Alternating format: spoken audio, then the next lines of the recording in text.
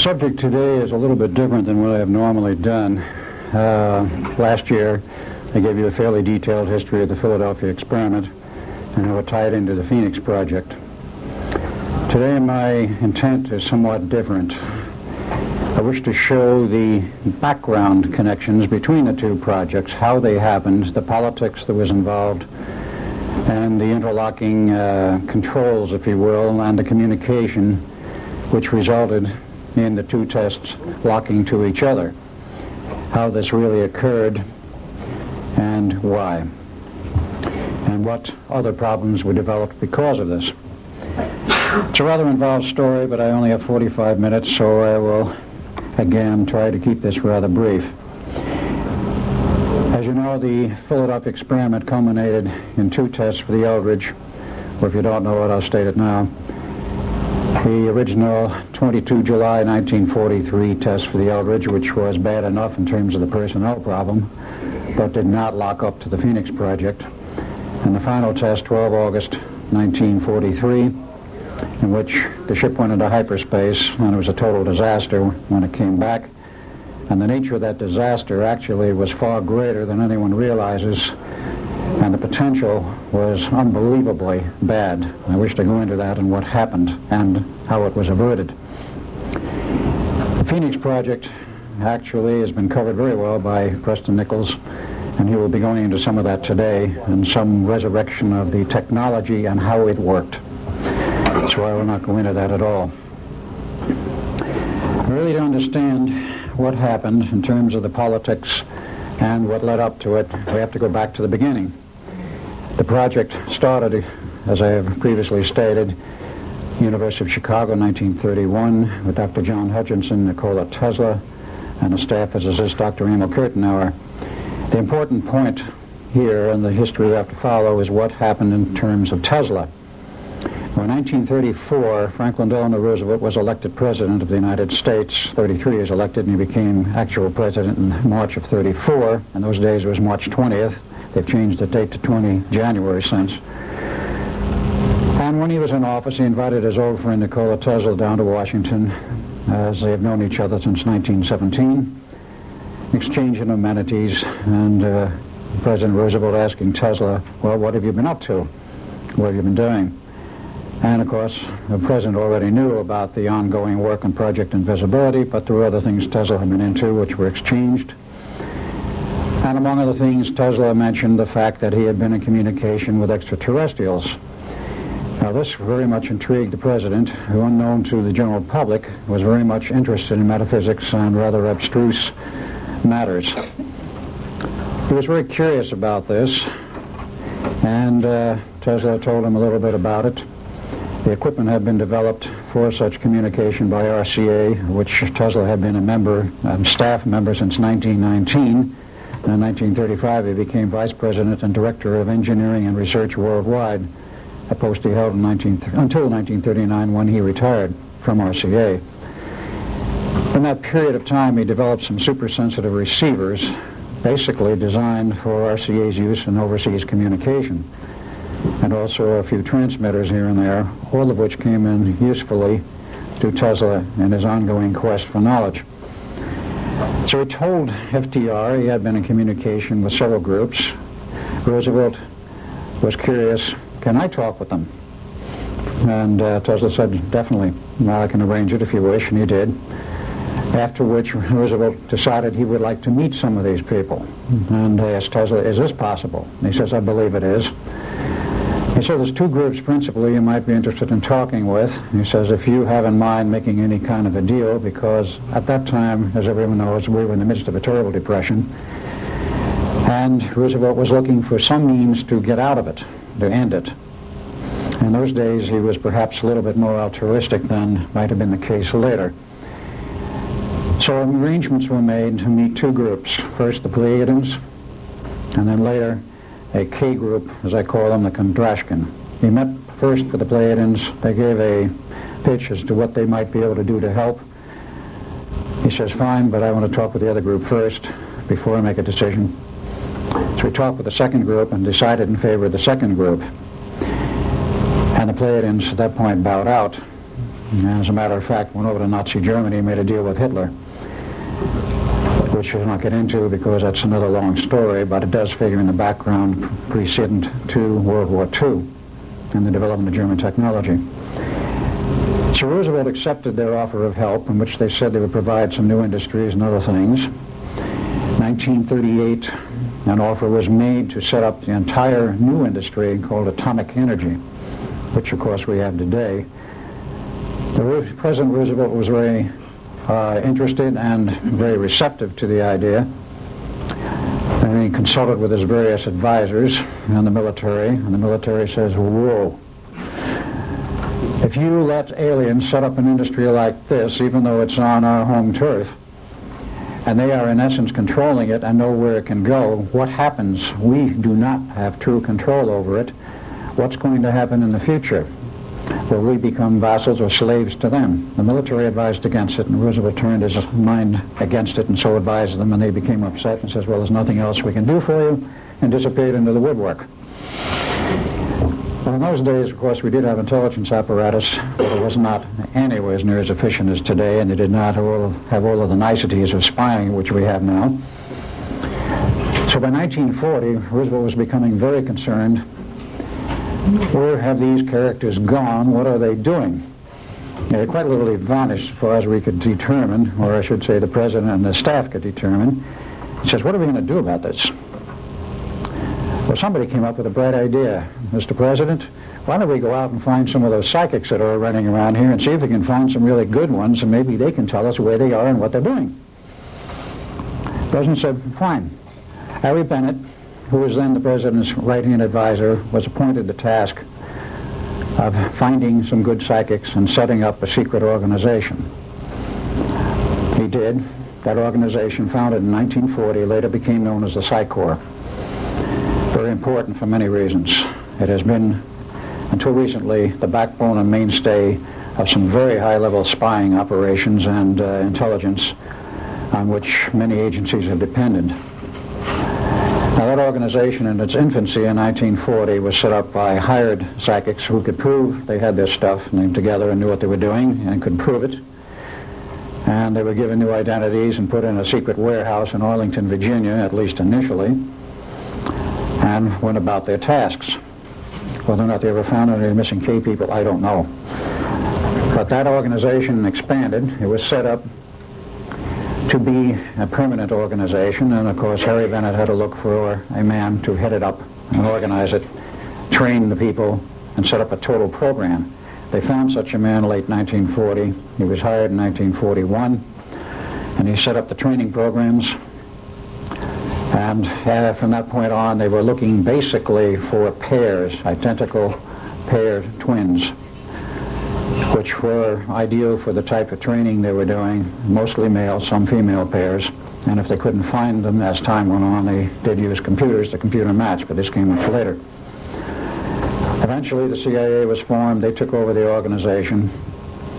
And that was in 1947. About 1950, NSA came into being, and they inherited the Psych Corps, and it's been under control of NSA ever since. So what did they really do, and what function did they serve? As time went on, and they expanded, and they did expand into about 50 operating pairs at their peak. They were perfect spies. They could penetrate virtually anything on this planet. And of course, after World War II was over, they were very interested in what they could do in terms of spying on Russia. Perhaps unbeknownst to us at first, the Russians also set up their own group, and there were several groups set up in other countries, but I'm only concerned with what happened here.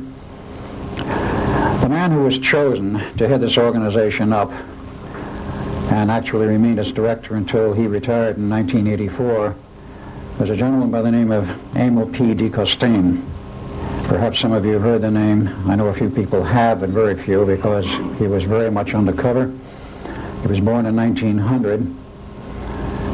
A very unusual thing I found out about him, which hardly anybody knew about until after he retired. He was himself a walk-in by guess who? The K Group. So if you want to do some spying on the organization that's spying on you, take over the directorship. And they did. Important for a reason, because of what it led into in terms of the two experiments. The Philadelphia experiment, as I previously stated, locked up with the Phoenix Project, and it could only lock up on a very critical date. And that critical date was the 12th of August, 1943, and the 12th of August, 1983. Theoretically, it could have locked up in 1963, but there was no ongoing experiment at that time, such as the Phoenix Project, which was required. Dr. John Van Neumann was, of course, the second and final director of the Philadelphia experiment. He was also the first director of the Phoenix Project when it came online after the war, and it went through several phases. But the important phase of the Phoenix Project was from 1975 through 1983, when they developed the capability of time travel and the time tunnels, as Dr. Carl Sagan liked to call them, the wormholes in space. Wormholes in space and time. They had the capability, and it was fully functional. Someone had to know, in order to get these two experiments on either end to lock up, that there were critical dates in which it would work, and the rest of the years in between it would not work. And someone had to communicate this information to both ends. And this is the thrust of my discussion, and what happened, and why this whole thing locked up, and what some of the mechanics of, and technology of time is all about. I have a few slides I will add and put in here a little bit later, but I want to get into some more of this material first. The director of the Psi Corps himself was obviously a psychic. And he went on through the period of time, and because he was a member, in essence, of the K group, and most of your aliens have the capability of time travel, they knew what was going on at both ends. I've stated in the other prior lecture, and I'll have to state it again, the real purpose of the two projects, quite aside from the patent scientific advancement which was desired by our scientists here in the United States and on Earth, was the purpose of locking these two projects up for a very specific reason. The very specific reason was to provide a rift in space-time 40 years wide, and hold it there long enough to let some very large spaceships through from another time frame dimension. Now, in 1947 onward, the K group was pretty much lost. And came 1954, there was another group which came into purview of the government, and that was, of course, the Greys. There was a series of UFO crashes in New Mexico in 1947, 48, and 49. I won't go into them in detail.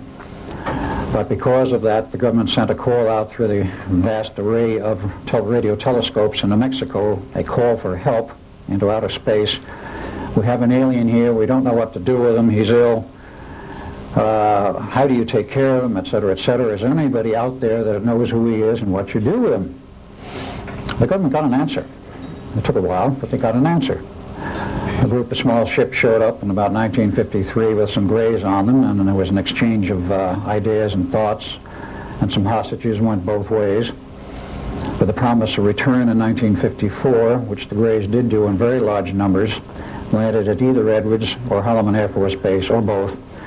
Eisenhower disappeared out of Palm Springs in one of his golfing weekends to Edwards, met with the aliens, and signed an agreement, a non-interference agreement, in which we agreed not to interfere with each other's civilizations, and there would be an exchange of technology.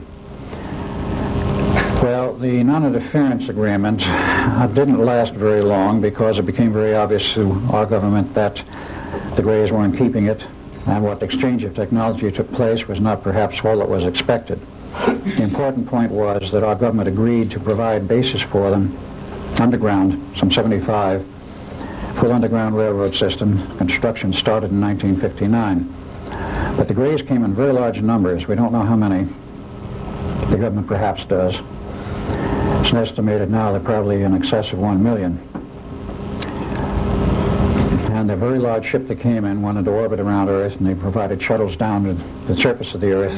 They could not have gotten through without that rift in space-time. Now, they were here. Other groups were here. There was a group from Orion, they actually were in charge of in many respects, not formally, but in charge of the scientific development of the Phoenix Project. Therefore, they knew what it was capable of. They helped set up the science and the technology, and they also knew of the critical dates. The dates of 12 August is actually the function of the Earth's biorhythms. The Earth has a series of biorhythms, 4 of them, which, like the human biorhythms, do peak out once every so often. Nobody in our scientific community knew anything about this. It turns out, from what I've learned, that the ancients knew about it. Let us say, the recluse lamas in Tibet and elsewhere knew about it. They do have a great deal of knowledge. And they knew that the Mother Earth is actually a living entity, unlike the rock science, which is taught to us in the colleges, and has a sort of consciousness, perhaps nothing we can understand, but nonetheless, as a living entity, has its own biorhythms. And those biorhythms, 4 of them, peak out once every 20 years. A window approximately a day wide, usually falls on the 12th of August, plus or minus a day, because our Gregorian calendar is not all that accurate. It misses 0.24 days per year, and once every century you have to add a year to correct the calendar. Nonetheless, that was known to these aliens. Now, Emil Costain was in the middle of this, and he had to provide a connecting link, and as did also the aliens. Where we were in 1943 with that test, we had no knowledge of any kind why that date, which was handed to us for the second test, the 12th of August, which was given to us as a drop-dead test, which came from above the office, the top office personnel, namely the Chief of Naval Research in the Navy Department. We knew the order came from beyond him, but at that time we had no idea where from. It came out of the little White House. There was 2 gentlemen in there who more or less had the knowledge and the communications. Harry Bennett provided the authority, and Dr. Costain provided the connection, and the drop-dead date was handed down on the authority of the White House to the Chief of Naval Operations that it must be conducted by or on the 12th of August. But the problems we had, the Navy knew, and those people knew, that Dr. von Neumann was going to delay as long as possible, and the final test would get as much time as possible. He worked around the clock trying to correct the problem, because he knew he had a serious problem, and they could not correct it. In any case, they waited until the 12th of August, which was the desired slot. On the other end, we had the Phoenix Project. Now, what is the history, very, very briefly, of the Phoenix Project? Its hardware became functional about 1975 in the earliest phases. Preston Nichols has gone into this heavily in the past. And by 77, it was operational. By 79, all the changes had been made. And it was signed off as a functioning entity, a fully operational project in 1980, and it was functioning from that point until it crashed on the night of 12 August 1983, sabotaged.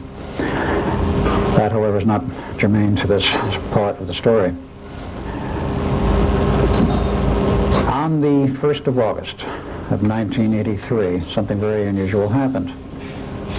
Prior to that time, the operation of the station, the Montauk operation, Project Phoenix, had been on an intermittent basis, several hours a day, maybe 8 hours a day, once every 2 or 3 days, whatever they had going in the way of a project where they wanted to utilize the equipment, they used it, but it was never used on a continuous basis, day after day. On the 1st of August, an order came down through the channels that the station would be turned on and left operational continuously until further notice. That meant around the clock, and it was. Now, what did this mean? I'm going to first show you a few slides, and I'm going to get into a little bit of, shall we say, whiteboard operation to show some of the aspects that are involved in terms of the time.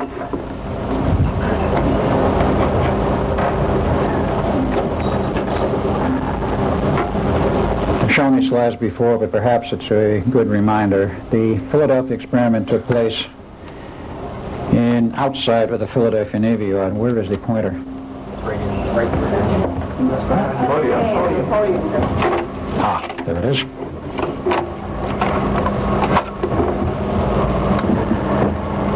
Right opposite a little town, if we can get a little better focus, entitled called Red Bank, is where the Philadelphia Navy Yard is still, though it may not be after this year is over. They are threatening to close it. The Eldridge was docked here. When they ran the test, they went down the river here a distance, quite a distance, to where the bay was at least 2 miles wide. It was about a mile on this point. They went further down the line here.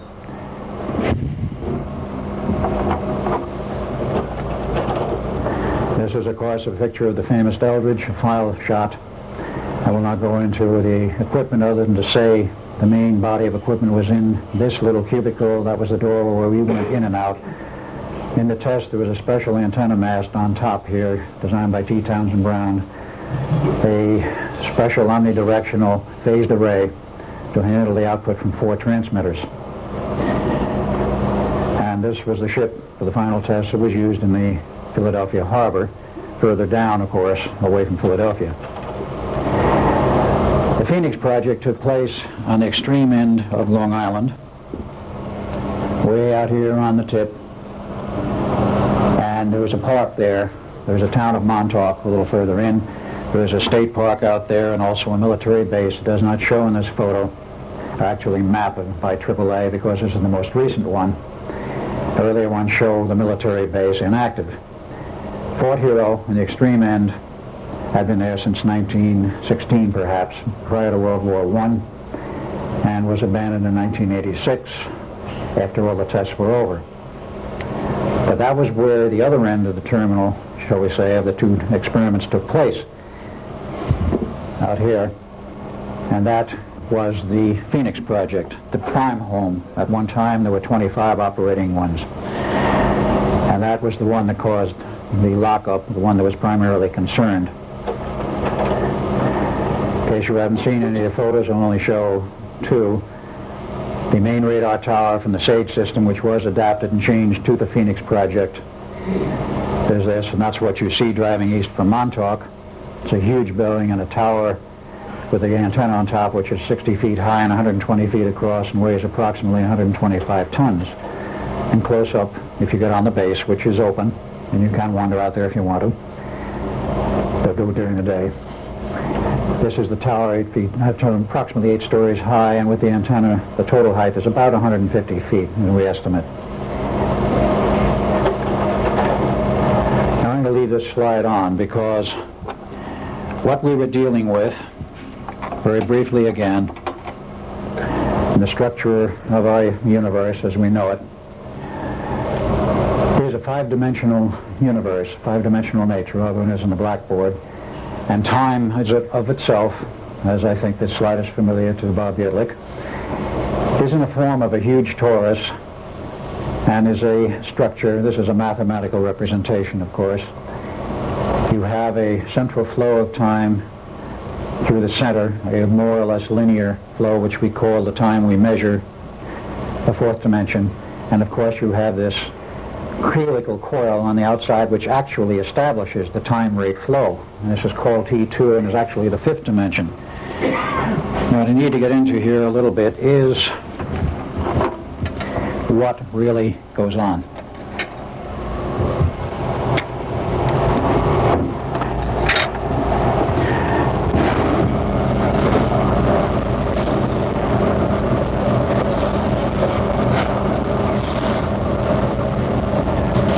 This is somewhat poorly done, but I'm not a great artist. We'll call this 1, 2, 3, 3 dimensions of physical reality as we know them. And according to theory, Einstein et al., time at the right angle, we'll call a 4th dimension, is at a right angle theoretically. These 3 physical dimensions flow and exist in time. If there was no time, our reality, our physical reality would not exist. So supposedly these are at right angles. They flow according to a rate which you can describe in the torus of time. But there's another important aspect, and this is the very important one. We actually have a 5th dimension, we'll call it T2, which is the 5th. And it is, if you look at it on end from the torus, take a cross-section, this is a neat little thing which is really another vector on the end of the fourth dimension, which is the fifth. And this thing is describing, in essence, a circle. And as it corkscrews ahead, we call it forward time by mere reference. We don't know whether we're going forward or we're going backwards. It depends upon which universe you're looking at. But it creates the fourth dimensional vector in the center, which is a more or less even flow, theoretically very even.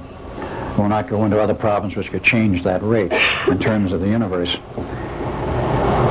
This was what we were playing with in the project, and actually this is what they were playing with in both projects. It is time in its essence.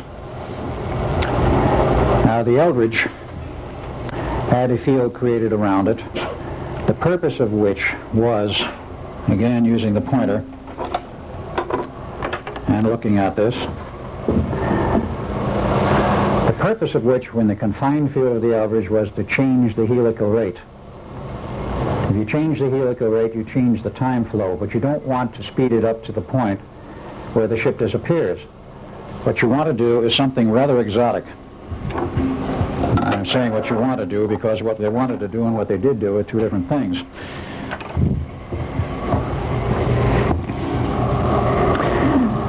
Speaking in terms of the looking on the end of this, let's say this torus, our reality here, we call it reality 1. You have a second reality at 90 degrees, a third and a fourth, and you can even have a fifth. The second order reality is at 90 degrees. But you don't want to take the average that far in terms of the time element. You're rotating it around the torus, and what you do, you start pulling it around by speeding up the corkscrew, then you lock it at that point by going back to the normal rate, so that at 60 degrees approximately the Eldridge is optically invisible and radar invisible. If you stop a little before that, which is what they did in the final test, let's say perhaps 45 degrees, it's radar invisible but not optically invisible, almost but not quite. So you rotate it and you hold it in terms of what is within the field.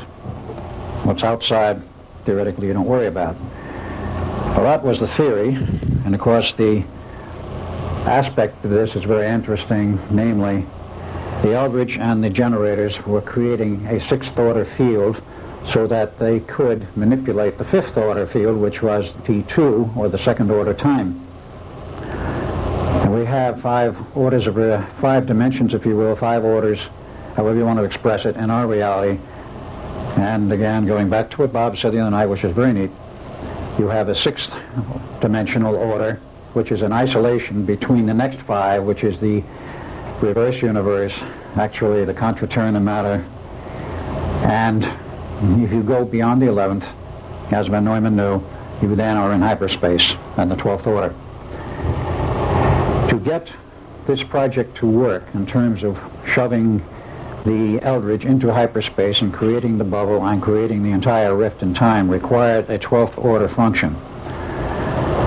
Now, the Eldridge was capable of a 6th order function, which would not do it. And I remember some of the discussions of Von Neumann after it was all over, as he would say, this was in later years, well, the Eldridge had a 6th order capability. The project here at Phoenix had an 8th order capability. Where did the other 4 orders come from? They came from a very interesting function. The Phoenix project normally could only produce an 8th order function, but it had the capability in terms of its memory systems and the actual network, the lattice of the LC networks, which are the energy storage networks, and the way they were designed, they could store etheric orders of energy. Because there was a 25th order network, could store up to 25 orders of energy, up to the 25th. By turning the system on and the station on the 1st of August and leaving it on continuously, approximately every 24 hours, because they went through the entire torus of time through plus and minus infinity, they added 1 order of reality. After 5 days, they were the 12th order, and by the 12th of August, they were well beyond, because they left the station on continuously, and of course hoping there were no breakdowns, which there were not at that point, thanks to Preston Nichols and his engineering. It kept running. the other aspect which was unknown to us was, of course, the biorhythm problem. In fact, let us go over to another page.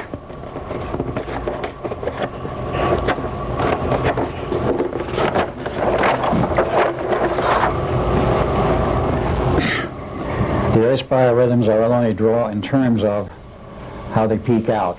They produce literally a spike. 12 August, 12 August, 12 August, in 20-year intervals of concern to us, and also 2003. Here sat the Eldridge until it moved. And here sat the Phoenix Project. It did not move. It was rather well anchored. And in the middle in '63, there's essentially nothing. There's another peculiar thing happens.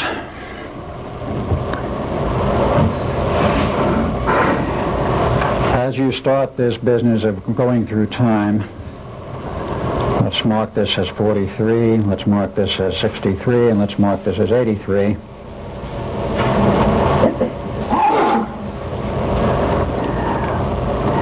You are looking at it, and sidewise again, you're actually a full circle for the 40 years. It takes 40 years to go the full circle of 20 years where you have a synchronization point, you're 180 out of phase, which can be represented as a sine wave, like so, with a crossover point in 63. But this is a flat representation. This doesn't mean it's reversing polarity per se, but it does. The problem was created, and the problem was created is this. Time also has waves. Like a standing wave in electromagnetic theory on an RF transmission line, if you don't damp it properly and its characteristic impedance, let us show theoretically a nice little line where we have RF on it, properly terminated, it's even of constant voltage, and as we say, the standing wave ratio is 1. That means you got perfect transmission and there are no waves coming back at you.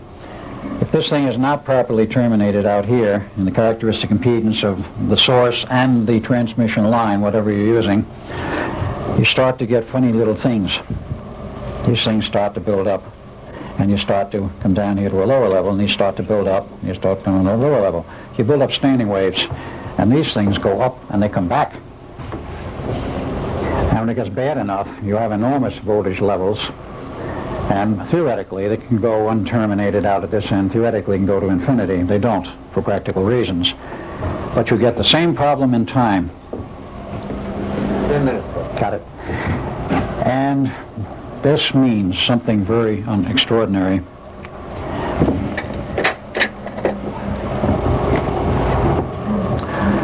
If you have standing waves in time, you will find that this time factor starts doing this. The standing waves produce a phenomena of standing waves which go back and forth, and if you start whipping through the 63 point, the crossover point, and create a reverse time wave, you then have, in the reality in which you're dealing, the artificial reality as well as coupled to both ends, and most particularly in the 83 end where the Phoenix Project is, you can generate, and they were in the process of generating a reverse time wave. What happens if you have a forward and reverse time wave hitting the physical Earth at the same time? As I found out very recently, Dr. Van Neumann knew what the problem was and knew what could result. And they had to set up a special team prior to the critical date of 12 August 83 to handle the problem. Had they not found the correct team of scientists, there were 4 involved: Dr. Van Neumann, a second man whom I know but I will not give the name of because he doesn't want to give him, and 2 scientists from the future. Yes, I did say the future, because with Montauk they could go into the future or the past. They got a team together. They moved hardware to 1963 to provide damping. because they knew that if this thing was not damped sufficiently, at least to a critical level, to prevent the reverse time wave from hitting, do you have any idea what would have happened? They would have torn the entire tectonic plate structure of the North American continent apart, ripped off the entire top level of the North American continent, probably to the Rocky Mountains. To a depth of 500 to 700 feet, the ocean would have roared in, and we would have been back in the Stone Age instantly. That is what they faced, and that is what they had to prevent. And since I'm here talking to you today, they prevented it. Or we wouldn't be here, any of us. That was the problem they faced, and that is what they did correct. There was a code name for that project. The code name was Atlanticus Not Revisited. Rather interesting parallel. I'm sure some of you know the stories of Atlantis. They did successfully solve this, and of course the time rift was created without the additional problems. The aliens had what they wanted, including a stable Earth, because I'm quite sure they didn't want half of the planet ripped apart. Otherwise, what was their purpose in coming here? They wanted a viable planet with a society and civilization intact, which it still is. And that problem had to be solved and was solved. There are many aspects of this, and I'm not going to even attempt to go into math on this. In fact, I don't remember most of it. I think Preston could if he wanted to explain it mathematically. But this problem was solved. The whole thing was damped down, and these people disbanded. This was not a government project, believe it or not. It was privately done. It was privately run, and the people who were involved were non-governmental, and I question if the government even knew what was going on in that respect until perhaps when it was all over, or perhaps till now. That was solved, and consequently it went on, and the physical aspects of our reality remained intact. But here you had that problem. How did you get this whole thing to settle up and line up, and how did you get the communication? Without the extraterrestrials and without Dr. Costain, they wouldn't have been able to put the pieces together in that fashion, because the test on the 20th or 22nd of July of 43 with the Eldridge produced no oddball effects other than the fact they had serious electromagnetic exposure problems to the crew. The ship didn't disappear, nothing happened to it. When it came back on the 12th of August, 4 hours later approximately, the ship had some physical damage, and of course the people buried in the decks and the bulkheads, they had a very, very serious problem they faced. That problem, in terms of the personnel, has been solved since. I do not know the exact technology in which they finally did solve it, but Van Neumann was requested in 1947 to go back and look at the problem and see if they could salvage anything. He did. He solved the problem. First, he had to invent a computer. The modern electronic computer is the brainchild of Dr. John Van Neumann. The Institute of Advanced Study, the first one built, perfected is perhaps not the word, but functional, in 1952, and a complete system involving a computer shipped to the Navy in 53 with another test on another ship. And I was not there because the Navy had decided it was time for me to disappear. And that test was very successful in 53, and they renamed the project, no longer Project Rainbow, but Project Phoenix. It was a big umbrella that covered many, many projects. Over many years, many generations of hardware, they did make it very practical. It is now on the B-1 and the B-2 bombers. It's on all the large carriers. The B-2 bomber, of course, being the stealth. And that system is totally functional without any apparent hazardous side effects. I was removed from the Navy in 1947.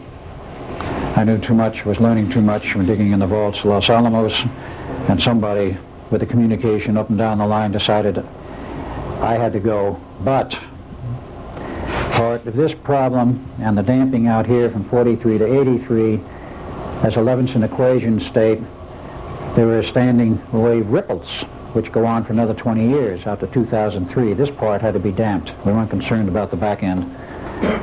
So Duncan and I were specially set up and processed, by whom I do not know and how I don't know, but we've been the stabilizing factors on this whole Levinson matrix, if you will, the time stability factor, which has kept everything stable, and after 2003, I guess we're not required anymore. Who knows what will happen to us by then.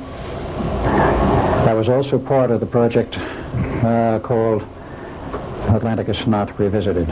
I do not know what was done, but I do know it was accomplished. So I think we've fairly well covered this, and in a brief nutshell, the problems that were generated by those two projects were solved. Of course, Phoenix went down on the night of 12 August 83 from sabotage, and it's been out of operation ever since, though there is a new Phoenix at a different location, now essentially operational. The aliens knew what they wanted, they got what they wanted, and today we have a problem with the aliens that we'll not go into. I think that pretty well winds it up, other than to say my experiences have been put into a book entitled The Philadelphia Experiment and Other UFO Conspiracies. I do have a few copies upstairs on the table where Preston Nichols is located, and I also have a few left, I believe, in the bookstore, and they are for sale. If you have any other questions, I think I have about 2 minutes. I'll attempt to answer any questions at this point, and then I can answer questions later. A question? Yeah, gentleman, a lady back there with the glasses. If they have this advanced technology, what do they need us for? They need us for two things. In fact, three perhaps, but number one, in terms of the technology, they need our capability to manufacture hardware to their specifications, which we are now capable of doing. And so far as the Orions are concerned, they're engaged in an advanced base operation in a general warfare. And there is warfare going on out in space now. We hope it doesn't come to the surface of Earth. The second part of this is, in terms of the Greys, they need us as warm bodies for genetic experimentation to develop a new race. And involving this is also the CIA and our government in secrets, very great secrecy. They are doing extreme genetic engineering and have developed a lot of new things, including a totally new class of implants, which are now biological, not hard chips. And this is only one tip of the iceberg. They need us for that. Yes, one other question? No, that's it. Fine. Okay. Only 10 seconds left. All right. I thank you all for your attention, and if you have any other questions, I'll answer them later. Good morning, people. You already know who I am. I think we'll say at this point that our purpose here is not to prove whether or not this project happened. What we are here is to discuss what they did, how they did it. Mr. Berlick already discussed very well what they did. So we'll go into the meat of it. Essentially, the Montauk Project was a very large mind amplifier. That's essentially all it was. I have here a very simplified block diagram. You get back up on the platform and they get you. Well, the trouble is I'm having trouble seeing the diagram. Okay, go ahead. I can be right here. All right. Very simplified, was essentially a transmitter. We had an input network, which was the Montauk chair, that's what we called it. Mr. Cameron, sitting over there in the red shirt, was the psychic that sat in the Montauk chair and fed information into the computer system. The computer system essentially processed the computer system essentially processed the information and spit it out to the transmitter. We had two transmitters, drove one of two antennas. There was also a Delta T antenna and a 100 kilowatt noise amplifier. This was the basic outlay of the Montauk system. Nice feedback.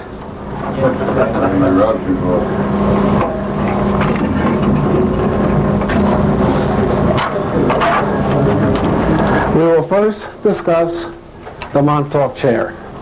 There was two versions of the Montauk chair. The Montauk chair was developed by ITT, World Communications, for the government, or whoever developed this project.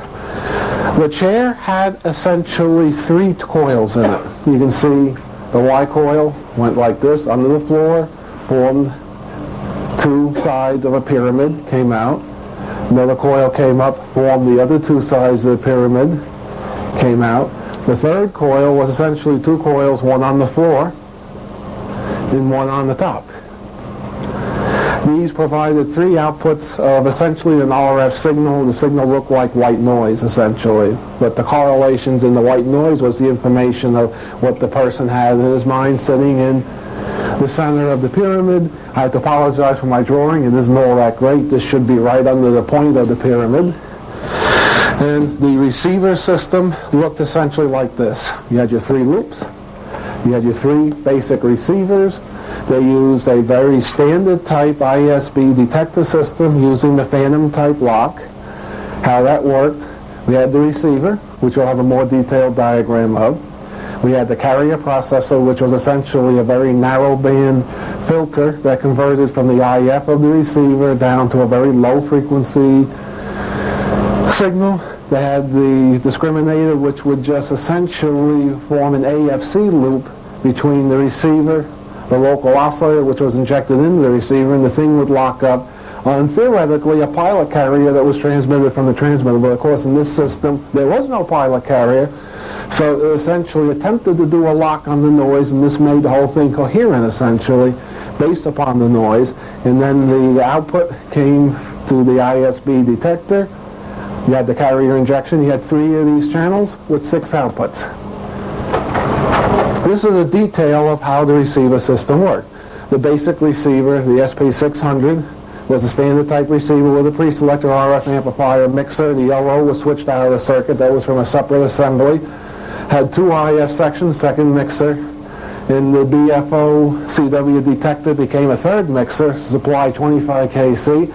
You can see the carrier processor had limiters and 20 hertz bandwidth filters and all that neat stuff, which is very much similar. Technology was used quite commonly in the 50s and 60s and the 40s to receive communication signal. They converted down to 2 kilohertz again, went through another limiter, went through a discriminator, very similar to what's in your FM radio. That's why we show the S-curve. That's how we show a discriminator. It went back into an FM reactance modulator to the LO stage, and this whole thing locked up. There was a 25 kilohertz crystal oscillator, which supplied the carrier for the detector. The signal came out 25 kilohertz, went through filters that were very closely matched for phase and frequency response, and provided the 2 outputs. This was the first chair. They had problems with this chair in as much that this coil structure was open.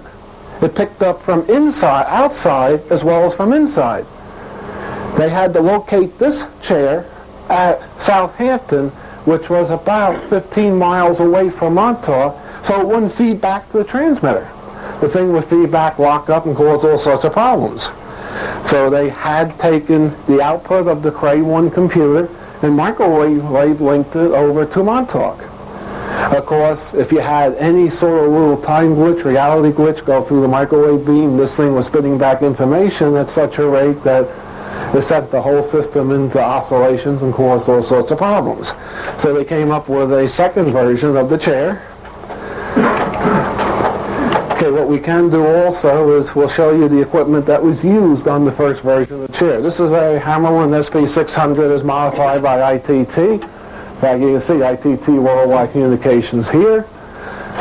This is the back end of it. Anyone knows an SP600 can recognize that this module is different, this module is different, the layout of tubes in here is entirely different. This is the carrier oscillator. You can see Mackay radio, which became ITT. In fact, this piece actually came off the Montauk Air Force Base. You can see the rust on the tubes, because the Montauk Air Force Base was a very damp, rusty place. And you can see this technology is quite old. This is their carrier processor.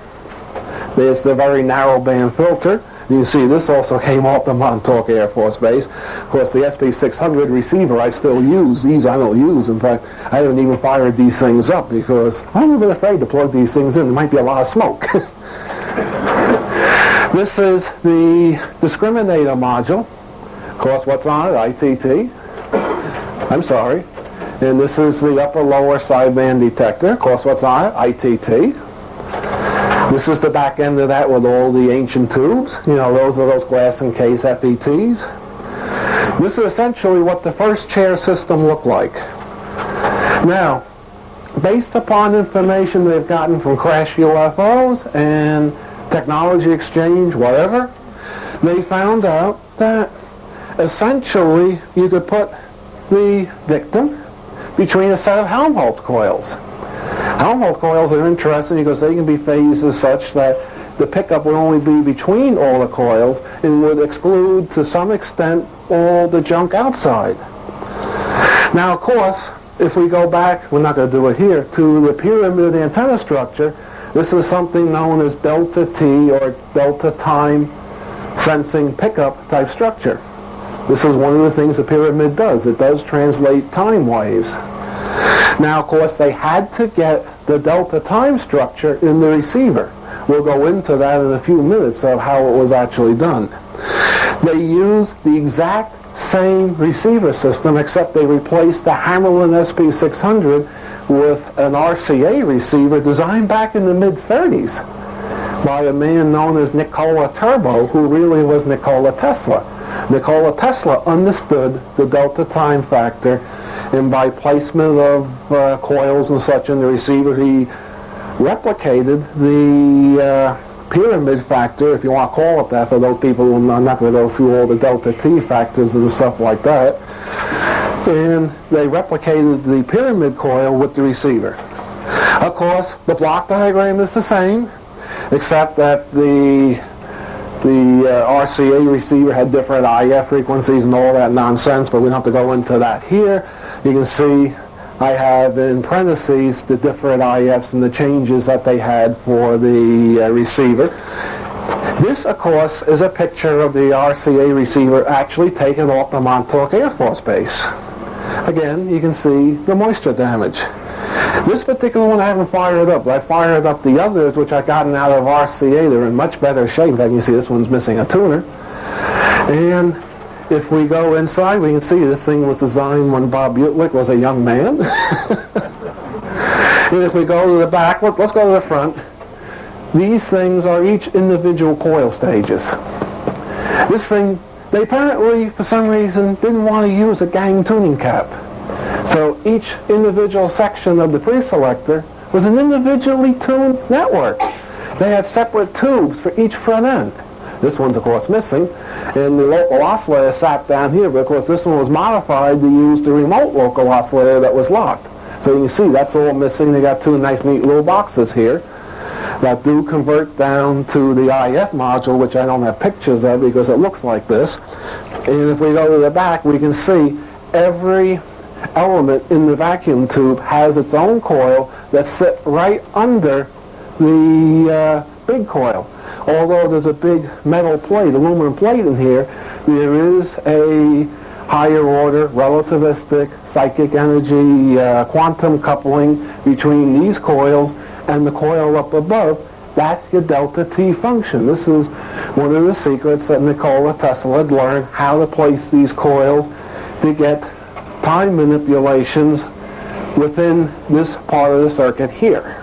You got the same thing here. You notice this is very symmetrically laid out. Of course, this is designed back when Bob here was a kid.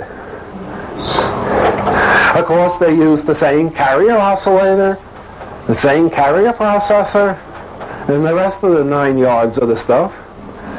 And this chair, since it was somewhat shielded, they placed this system in a room right under the transmitter building, right above the delta T antenna that was buried. That was like 200 feet on the side. That looked like this over here, but you can get that later. And, of course, Mr. Cameron would sit in the chair. He would go into a trance, completely clear his mind. They would put a thought into his mind that they want transmitted, and he would think it. All this equipment would pick it up, process it through the computers. We now have a block diagram of the computer system. What's the first thing you see? 6 channels of A to D converters. Of course, there's no mystery here. I'm not going to go into what A to D converters do. That's analog to digital converters, 1 of 6, 6 of 6. The Cray 1 was the most advanced computer at the time. It had a 32-bit bus. They used a PDP-11 or a VAX-11 to interface to Cray 1. You couldn't talk to this thing direct. You had to use a smaller computer to talk to the bigger computer. Mr. Cray, he used his worldly wide wisdom to design a system like this. And they had all sorts of peripherals. With this, they could sit Mr. Cameron in the chair, go through the whole 9 yards.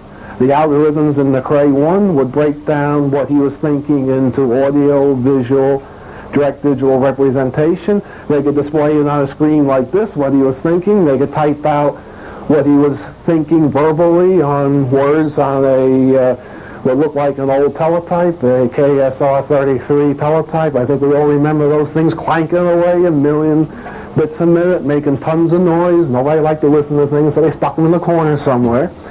And what did this do? This spit it into another computer. This computer essentially was used for storage of the information, and also they had to remove the thought form matrix from the thought form that Mr. Cameron was generating and put on the matrix that represented the matrix of the transmitter. Remember, when you're requiring a human being or a technological device to transmit a thought form, the matrix of that thought form has to match the matrix of the transmitting agent, or else nothing's going to happen, baby. So this computer would go through all the digital codes, remove the signature of Mr. Cameron, and put on the signature of the key person that designed the transmitter, because that's the matrix that was in the transmitter. Remember, this equipment becomes a conscious being. This is psychotronics, a conscious being this equipment becomes. It has a consciousness of its own. And just as you reject a form that is not yours, the transmitter will also reject the form which is not it. So this computer reprocessed from Mr. Cameron's matrix or signature to the transmitter's matrix, which was the head design man on the station. This, of course, went to another console, which controlled this computer. It controlled whether it was stored on magnetic tape, whether a thought form was played back from magnetic tape. An IBM 360 had big magnetic tape. It wasn't until later on they got the disc packs, which are about yay by yay, but still they were magnetic. That took in double precision 16-bit bus. It generated a 16-bit signal. I'm sorry, this was 32-bit. It generated a 16-bit signal for this very specialized semi-analog digital computer designed by AIL, division of Cutler Hammer. Of course, I used to work for AIL, division of Cutler Hammer, and recently got laid off. And I went looking for information on this computer, and all the print numbers and such, they're listed on file, but there's no prints available, there's no titles listed at the number, they're listed as blank. Skip these numbers. That's quite interesting. And when I started to inquire, security went up like a rocket through the roof. You're not supposed to inquire about stuff like that. Well, the thing's sitting on Montauk Point. This thing will go from that end of the room to that end of the room. Lots and lots of vacuum tubes. The thing was a forest of 6080s. The thing had this huge big canister in it which had electrical acoustical quartz delay lines, which turned out to actually can generate a consciousness in those darn things. I still don't fully understand it. And 16 bits of data went out. We got 17 lines of individual pulse modulations. This is where we differ from a radar transmitter. Also, the transmitter controlled the antennas, what was going on with the antennas, where it was pointed when they were using the directional antenna, or it would switch to different phasings and the different dipoles on the big stick that had about 30 or 40 odd dipoles on it. I never could count them. I'm not going up on the top of that tower to count the dipoles on the antenna. I'm crazy, but not stupid. And we go back to the transmitter. Notice we've gone here, we've gone here, now we're going to go here. Notice they got two of these monsters. They got two of these 100 kilowatt transmitters. This is now a block diagram of the transmitter. The basic signal is essentially a heterodyne type setup. What's interesting about this is the Stalo, which is a huge chassis with 5 crystal oscillators on it, electronically switched, means they can switch to 5 different frequencies. This is important for the Levinson transform.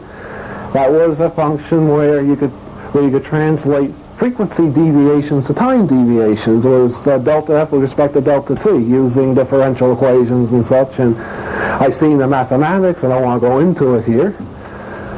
And we'll multiply, go into this mixer. Now this one could either supply a CW signal or an FM signal. Of course, we had a massive synthesizer supplying the signals for this. They had multiple mixers. They came up here finally with 425 to 450 megahertz. Now, they talk of synchrodynes. That name is right off a block diagram that's carried out personally by Preston from Montauk in '86. I found out what the synchrodyne concept is. In the initial transmitter, these frequency source was left continuously on, and this thing was pulsed synchronously, so either it would be a lot of isolation with a lot of amplifier stages, or it would be enough gain to supply 1,400 watts of pulse power from probably maybe 1 watt here of pulse power, and it would be high isolation off, high gain on. And that's all they did in the basic SAGE radar transmitter. Except this group of nuts, what they did, they came along, they pulsed the mixers, and they pulsed each one of these stages individually. And I have recollections of going through pulse modulations and such, and they might pulse this one on, pulse this one on. It was a real crazy, odd setup for the way they pulsed these different stages on and off. What they're actually doing was loading a thought form here, shifting it to here, shifting it to here, loading more, shifting it, loading, maybe shifting it backwards, loading more. And they built up the esoteric function as the esoteric function bounced around in all these stages in the whole transmitter.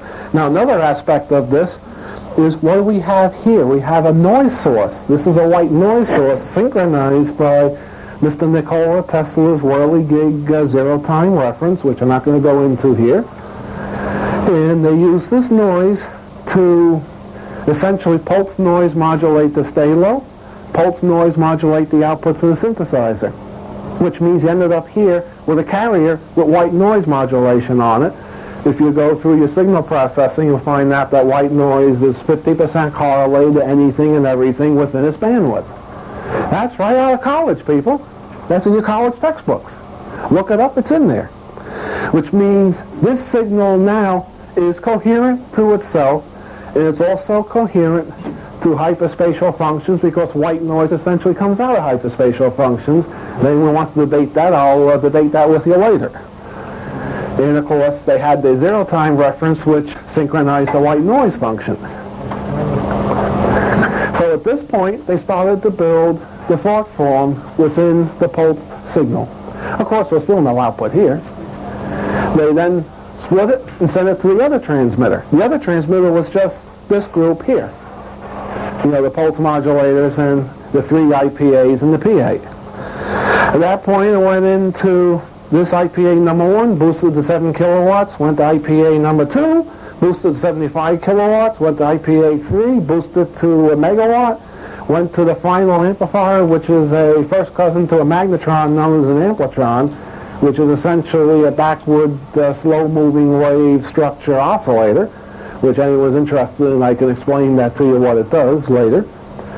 And goes through its different isolations, goes through the band limiting filter so this thing doesn't spread to hell and gone and back and wipe out every TV on Long Island and wipe out every radio on Long Island. You know, this thing spread as far and wide. And then they produced 12 megawatts here. They lost a megawatt in the isolator. It means you had to water cool this. They lost another megawatt in this filter. That was water cooled. And if you look in the Montauk station, you'll still see all the water cooling equipment in the antenna room for these. And it went out to the antenna. Of course, these stages are individually pulse modulated also. So we had 14 pulse modulation points in this transmitter. Of course, the human lattice structure is based on 7s, 14s, or 21s. It's the magic number 7 again. And they built the thought form by pulsing all these stages, and they did some weird ways of pulsing. This is essentially how the transmitter actually worked. As I said, I'm not going to go into very deep technical detail here, Anyone interested can see me later, and we can go much deeper into technicalities of this. I'm trying to give you people an overview of what this did. You can get the tape and the paper, and this will all be in it, and you can study the block diagram and such. What do we have here? Pictures again. That's the stalo. I apologize, it's a terrible picture. The camera went kaflooey. This is the best of the two pictures I was able to take. This is 5 channels of crystal oscillators, multipliers, some are other amplifiers. This chassis multiplies it, and this is their noise source chassis. You can see this noise source essentially is a noise tube fed into a very wideband, high-gain IF strip, and at this point you got tons of noise.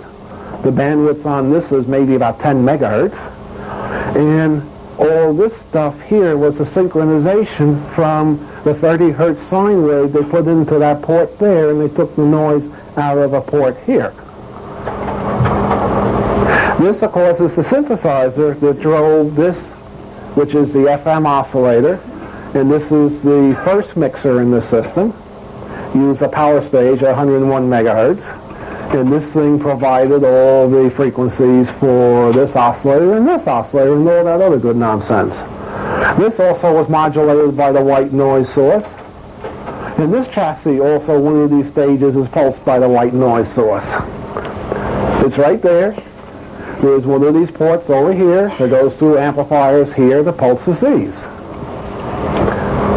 But these tubes, if you look closely, not in this picture, you'll see these tubes are added later. And they just pulse one of these amplifiers. Remember, this frequency generator chain was essentially in the old stage transmitter on continuously. They used the synchrodyne to get the on-off effect. Because when you start up a crystal oscillator, it starts, slews up the frequency and stays there. They wanted to be able to put out a pulse which was exactly on frequency at all times, and switch from one pulse, one frequency to another frequency, and always be on frequency.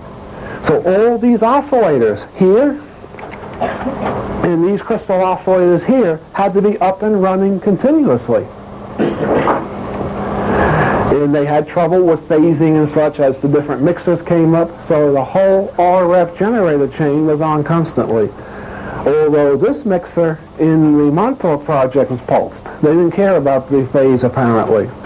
This is your final mixer. This, of course, has a 3CX100A5 tube in it, which some may recognize as a 2C39 from World War II. That's that nice little White House triode that puts out 100 watts. Then we go back to our block diagram. We now will look at the synchrodyne. This is 8 stages, each one 3CX100A5s or 2C39s.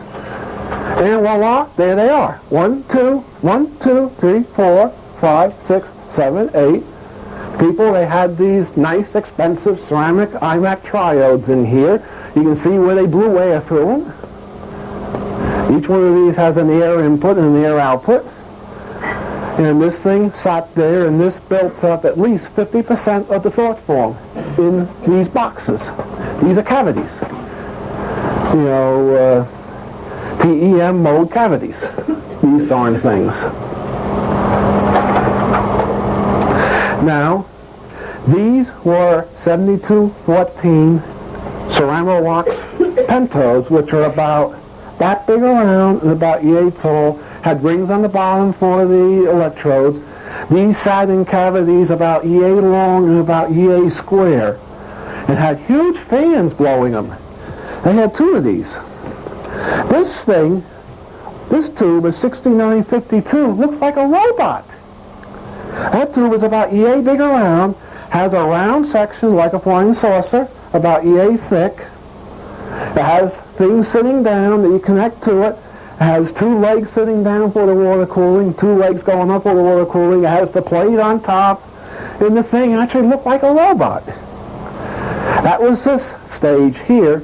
That thing put out either 50 kilowatts CW or a megawatt of pulse power. That's a lot of power, people. This, of course, was waveguide at this point. You'll put this into a coax cable. You've got so much voltage in the coax cable, you get any of albeolic standing waves. Of course, they're not albeolic standing waves. Folks, that's right out of your college textbooks. That's out of your tech school textbooks. If you had a standing wave problem, you could sit and watch your coax cable explode. I think we've all seen coax cables explode from SWR. That drove this big thing, which we'll have pictures of later. All these stages were removed from the Montauk site. I'd love to know what they did to these stages. This is one of the things we don't have. We're assuming that these stages look like these stages, just bigger. I'm not sure. Because both screen rooms that had all these stages in them were gone. Screen rooms there's nothing in them. They went to the Amplitron, they put in 600 kilowatts of power, got out 12 megawatts of power. I already went through this. And they provided a signal to the antenna. This is a picture of the power supply. This is the power transformer. If we can focus it a little. Three-phase input, three-phase 20 kV coming out here. This thing I'd love to put on Bob's back. This is one of the Amplitrons, one of the Thyratrons. They use 4 of these monsters in parallel. This is a 66 megawatt pulsed Thyratron, a hydrogen Thyratron. The whole thing sits about that tall from the floor. The tube itself is about that big around. They had a cabinet with 4 of these, boom, boom, boom, boom, hooked up in parallel. We went to the pulse network that Mr. Bielik described. This is the Amplitron. Of course, you can see where the welding was done, the cutting to cut the transmitter apart. You can see some welding marks here. This thing, the tube sits from here. You can see the cooling. And it sits right down into about here, inside of an oil bath. The pulse transformer is down in here. As Al said, they already had capacitor networks. Each network had 5 capacitors. They had 3 groups of 5 capacitors in the network, 15 capacitors they used totally. And it was a typical type pulse delay line, with inductors in series and capacitors to ground. They charged up the caps and then shorted the one end of the line and dumped the other end into the pulse coil. So much for the transmitter. This is a picture of the building this transmitter sat in. This is a 100-foot by 150-foot tall tomb or a monolith from 2001. You can see some of the antenna up there. And this is the 2 floors. You can see some cooling that the transmitter sat on. They had cooling towers standing outside this thing. They had a field of pole pig transformers sitting next to it. They fed this thing with over 2 megawatts of power. The generators in the power station, they were pumping at least 2¼ megawatts into this thing. I'd love to know where all the heat went. Must have got hot around there. I really remember it was hot. We're now going to discuss the antennas. Can we focus again? The first diagram I made said overall blotch diagram. So I had to fix it. Oops. Great. I fixed it, the block diagram. They had 3 antennas at Montauk. They had 2 above ground antennas and the Delta T antenna below ground. What they actually did was they used the reflector to reflect out away from the subject the burning rays, the microwave oven rays. The etheric component, being it doesn't know any solid matter, passed right through the reflector, and essentially the etherics went out parallel with the gain horn feed, as the gain horn would send it. They had this big monster waveguide switch to drive either the omnidirectional antenna or the directional antenna. They also sampled the pulse from the final pulse-forming network and fed it into the windings of a Delta T antenna. What is a Delta T antenna? Let's now look over here.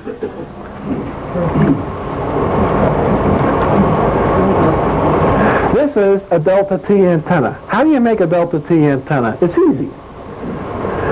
You wind a loop, diamond shape, on x-axis. You wind another loop at 90 degrees to it, diamond shape, on the y-axis. And you wind a third loop, diamond shape, around the perimeter of this thing. What does this thing look like? Here up is one pyramid. Here down is another pyramid. This is two pyramids, base to base, one pointing up, one pointing down. You build up a thought form in here with the XY loops using the correlated white noise. It will grab the thought form and rotate it. It will spin it into a cylinder, and as that cylinder is rotating, it has to bend time to get the rotation. It means now you're generating riftlets of time coming off this rotating cylinder, and this is a time vortex, as talked of in quantum electrodynamics. So as this thing spins, the imaginary cylinder in here spins, or it's called a spinner in physics. It sends out a field of time waves. All right, let's go back to our picture. And again, they take the output of the noise source from our transmitter, put it into a 100 kilowatt audio amplifier. Boy, I'd love to have that one, people. But they took that one with them. I would have got that out if I could have.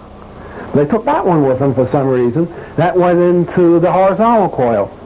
And the two pulse modulations from the final network went into the X and Y coil. Now, by feeding RF into the omnidirectional antenna and feeding the baseband into this magnetic antenna buried underground, this was the same function that they had on the Eldridge. The Eldridge, remember, had an antenna on the top of the mast and magnetic coils on the base. Except this, of course, was much more tighter controlled. Here is a picture of the directional antenna. Here is a picture of the cherry stick on the back, which is the omnidirectional antenna. Can we focus it?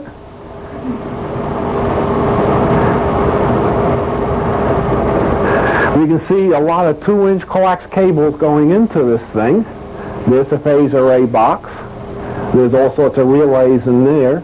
I wasn't brave enough to go get those out, or to go up here and take this. That's still there. And you can see dipoles. There's 3 on each side. 1, 2, 3, 4, 5, 6, 7, 8, 9, 10, 11, 12. 36 dipoles was in this big cherry stick. Of course, we have a picture of the Delta T antenna for the videotape. Now, we have a demonstration here. This is my own edition of the Montauk system. The CD player, or the mind amp source. You can find out information on the mind amp by looking at tapes from the Chicago conference, or you can get my paper on the BioFist, which explains the mind amp. The quantum correlator is essentially an analog computer that correlates the ones and zeros. It goes to the amplifier chain, drives the XY coil. Then we have a noise source going to the Z amplifier, driving the Z coil. Now, this is very quickly our surplus store. So much for that. Now let's have our demonstration, the fun part. I'd like to have 4 volunteers from the audience to come up and just sense, get a feeling of what this is doing. Yes, ma'am.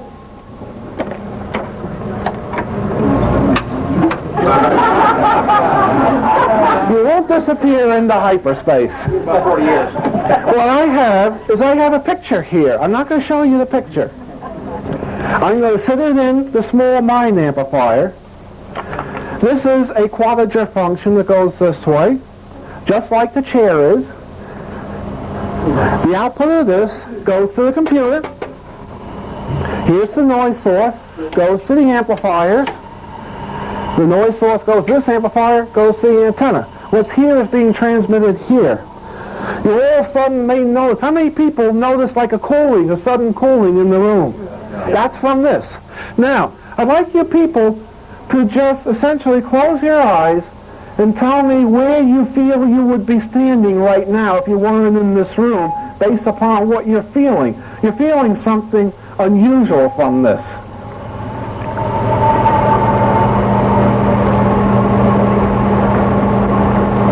Everybody in the audience, I think, is beginning to feel the cooling. Okay, man, where do you think you would be? Then get a table, there's something a table there, it seemed like. Okay, sir, what do you... Same place I am right now. Okay, sir. Impression maybe is driving in a car somewhere. And you, ma'am? In a field. In the field. What's in the field? Grass. What else do you pick up? Trees. Yep. What else? Plants. Mm-hmm. What else? Dirt. Yeah. What else? Rocks. Yeah. What else? All right. I'll now show you the picture. Somebody said water in the audience. Here, can we get it on camera so everybody can see it?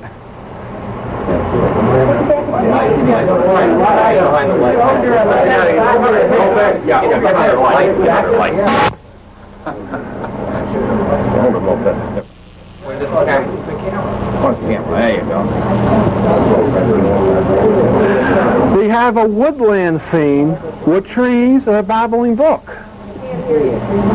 We have a woodland scene with trees and a babbling brook. This lovely lady picked up the thought form being transmitted. And I can tell you honestly, there's no collusion between any of us. It doesn't mean you people are no good. It just means she has a more open psychic sense. That finishes the lecture demonstration. Let's now go to question and answers. You got it on the camera, good sir?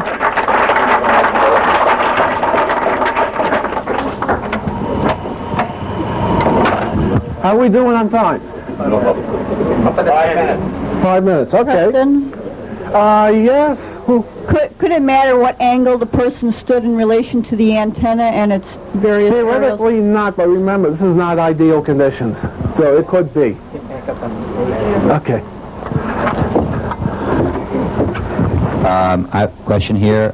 You talked Yes, Glenn. about quantum coupling between the two coils in the chair. How does that relate to what Bearden has been telling us about scalar electromagnetics? Well, Bearden, when he talks of scalar electromagnetics, is essentially what I call a potential wave. It's there, but it's not there. I believe that definitely couples into that, definitely. So that is, we're talking, this thing is a scalar generator or a detector, or both? That term, scalar. Well, I mean, I use that term because of our, Scalar has colleague. become a catch-all for anything that's non-Hertzian. It's a non-Hertzian pickup. Preston, Beverly. anybody sitting in the chair, would they have an experience of time travel or anything like that happen to them? That's the first thing. And the second question is, were there the future scientists that our previous speaker spoke about, do you know who they are by name or occupation?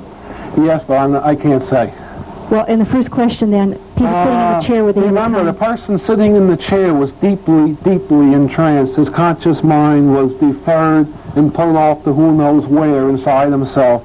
And the primitive mind was allowed to surface, which is a very flexible, pliable function.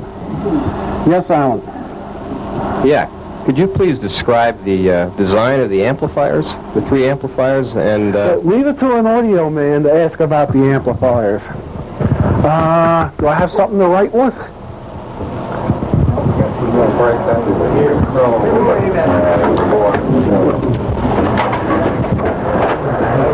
It's a very interesting design. It's what's called a distributed line amplifier. This is a design that goes back to the year 2, this amplifier. What it is, it's essentially a delay line, a coil, with capacitors to ground. I'm going to show you a 3-section version. They terminate the line, put in the signal, and then you have 3 amplifier stages. This is an old-style way of getting broadband amplification. I read a number of descriptions that describe this line as differentiating with frequency, and the one closest is either the highest or lowest of the band, and the next one is the next part of the band, and you got another part of the band. Of course, what do? They sum this thing the same way. Output with the capacitors.